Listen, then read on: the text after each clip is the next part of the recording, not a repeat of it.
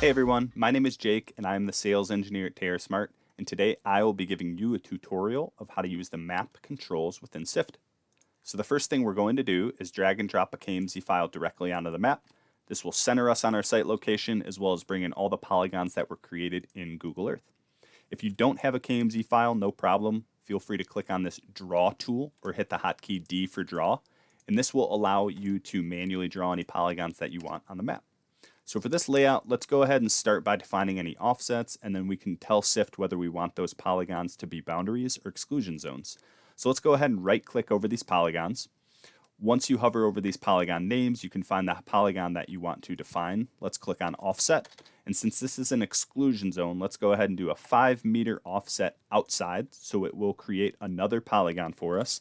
We can hit the hotkey E for exclusion. Notice it turns it yellow, and this tells SIFT that these are areas in which we don't want solar to be populated. And for this larger polygon, since this sometimes might be a land boundary or a fence line, let's go ahead and right click. We'll do an offset on this as well. Since it's a little bit bigger, let's do a 12-meter offset inside. So again, another polygon will be created.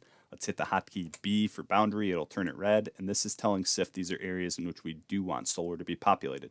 Also notice on the map we have 2 polygons that are white, so those are inactive. That's kind of the default polygons when you bring it into SIFT, and those are just going to be ignored totally by SIFT when you run or generate any results. So don't worry about those. If you don't have a KMZ file to bring you right to your site location and you want to draw polygons manually, feel free to use this search icon at the top. You can search by latitude, longitude, address, town, city, whatever it may be. If you also want to change the background of this map, you can click on this base map layer and select any of these satellite images. You can also click on any of these additional layers for riparian, wetland, or FEMA data, just in case you want to see if there are any other exclusions you need on these layouts. We also have this delete all button, which if you click this, it'll wipe anything off on the map. And then we also can export any of these polygons out of SIFT into a KMZ file or a CAD file via a DXF. And from that point, if you ever get scrolled out or can't find your way back, feel free to click on Zoom Extents. This will bring you right back to your site location.